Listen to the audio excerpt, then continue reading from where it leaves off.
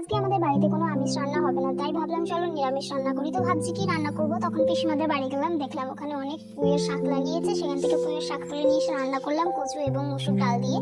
আর এদিকে আমি প্রেসার কুকারে আলু সেদ্ধ করে রেখেছিলাম এবং লঙ্কা পেঁয়াজ ভেজে নিয়েছিলাম, সেটা এখন আমি মাখিয়ে নেব আলু চোখা বানানোর জন্য।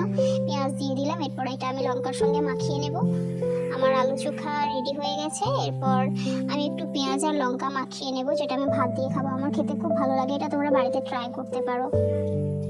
দেখো আমাদের বিড়ালটা কেমন জল খাচ্ছে, এটা বৃষ্টির জল, ও বাটিতে জল দেওয়া থাকে, ও খায় না, বৃষ্টির জলটা খায়। এবার আমি ঘর মুছে নেবো, ঘর মুছা হয়ে গেলে আমি স্নান করে এসে খাবো এবং তোমাদের সঙ্গে শেয়ার করব।